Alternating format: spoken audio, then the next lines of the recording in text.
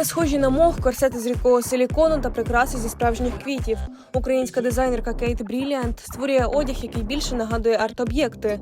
Каже, більшість ідей народилися у Криму, де вона провела дитинство та юність. Більша частина мого дитинства і підліткового віку пройшла в Криму, саме в Гурзуфі. Це Велика Ялта біля Аюдагу, і дуже велику долю мого натхнення я вважаю, що саме заклав в мене Крим. І він дуже сильно вплинув на якийсь творчий поштовх і пошук себе в дизайні. У Гурзуфі вона жила до 20 років. Каже, довгий час її там тримали море, гори та природа. Коли я тільки ще жила в Криму, я була дитиною, коли його окупували, і я не усвідомлювала, що тоді відбувається. В цілому, якось і батьки на той момент не супер про це говорили. Не було на той момент якогось прямо усвідомлення, що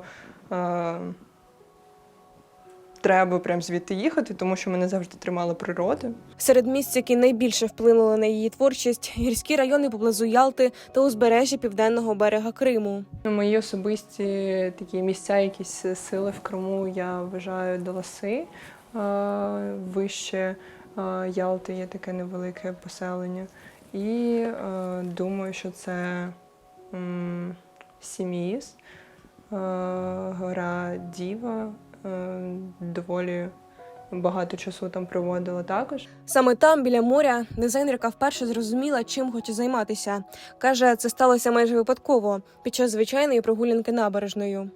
На той момент, там десь мені було років 19, я читала книгу Харукі Муракамі, і там був опис жінки, котра згадувала свою підліткову своє підліткове якесь життя і того, що вона потім стала дизайнером одягу.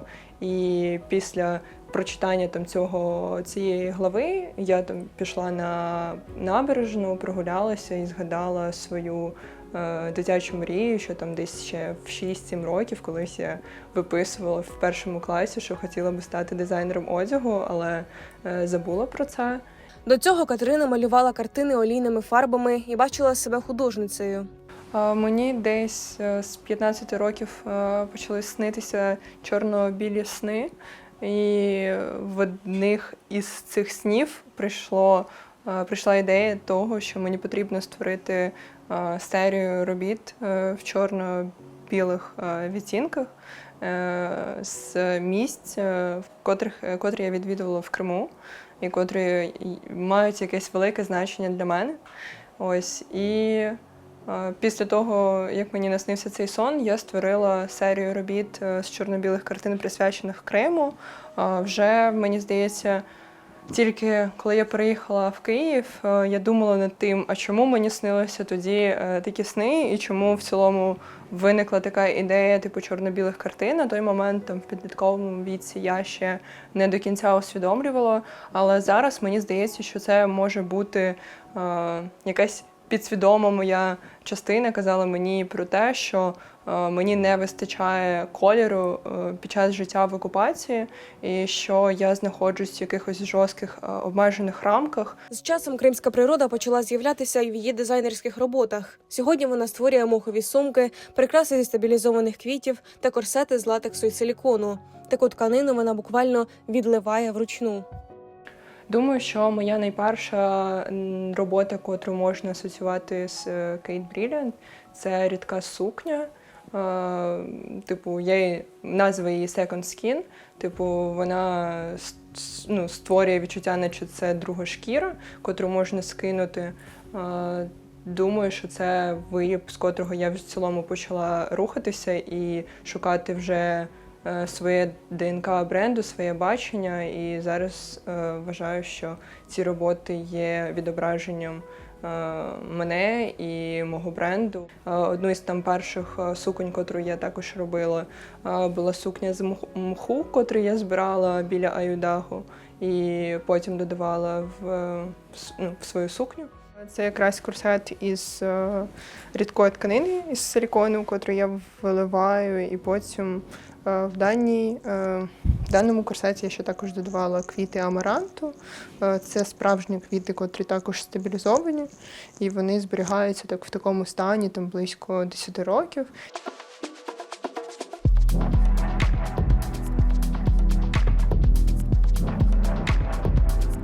Її роботи вже з'являлися на сцені та у відеокліпах. Дизайнерка співпрацює як з українськими, так і з іноземними артистами. В Україні я співпрацювала от якраз з Джері Хейл на нацвідбір Євробачення, створювала сукню, котра була задіяна і під час нацвідбору, і в кліпі. Також з нею попередньо працювала до цього. Це був проект, пов'язаний з розмінуванням у території України, і також надавала один із своїх виробів для цієї зйомки.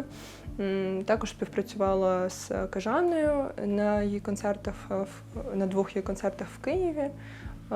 І більшість якихось співпраць в мене було і в минулому році, саме більше з інфлюенсерами з-за кордону.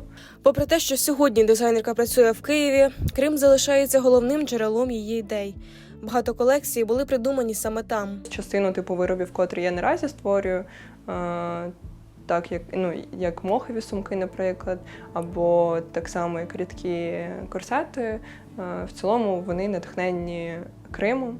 І я думаю, що прям більша частина якихось моїх ідей саме прийшла до мене в Криму, і так само як колекція Deadly Scenes, котра була презентована на Ukrainian Fashion Week, була натхненна, ще навіть вигадана в Криму. Після початку повномасштабного вторгнення Росії вона вирішила остаточно виїхати з окупованого півострова. Я в цілому не бачила там розвитку. Мене завжди тримала природа і море.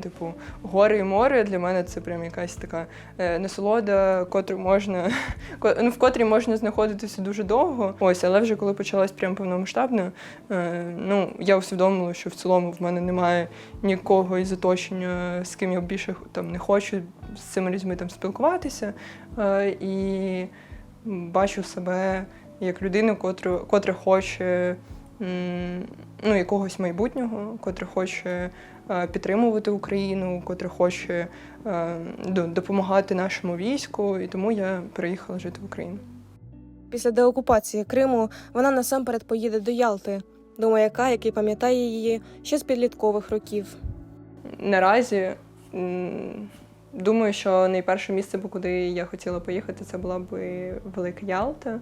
Думаю, що це була б, певно, Ялта прям.